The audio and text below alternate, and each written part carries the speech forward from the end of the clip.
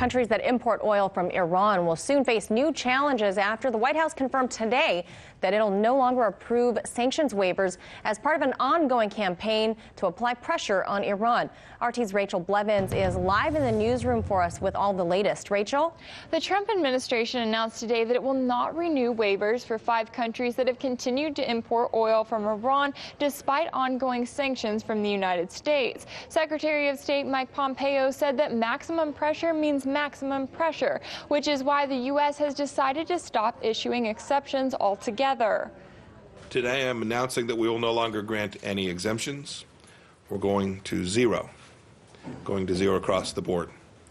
We will continue to enforce sanctions and monitor compliance. Any nation or entity interacting with Iran should do its diligence and err on the side of caution.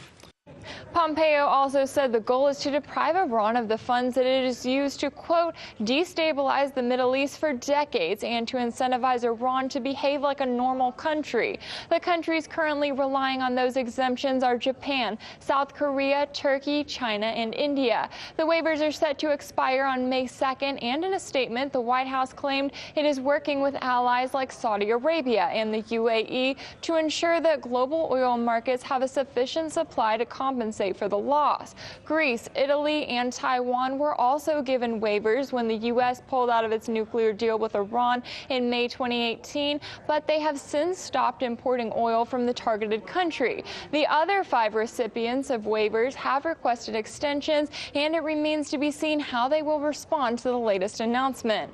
Now, this news comes less than a month after the United States made the unprecedented move of labeling Iran's Revolutionary Guard as a terrorist organization. Pompeo also said he can assure the rest of the world that President Trump will continue to ratchet up the pressure on Iran so that their behavior will change. Now, the U.S. has also been increasing pressure on Venezuela, and a report from Reuters cited anonymous sources to claim that Caracas is going around U.S. sanctions by funneling oil revenue through Russia. Russian oil giant Rosneft has since fired back and denied the report, referring to its claims as informational sabotage.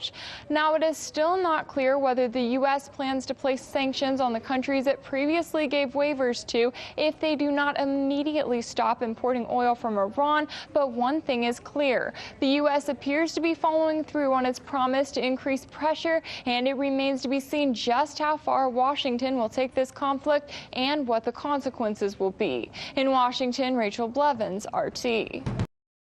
Hey YouTube, thanks for checking out our channel. We hope you enjoyed the video. We have tons of content for you just like this. For more of RT America's one-of-a-kind news and analysis, be sure to subscribe and never stop questioning more.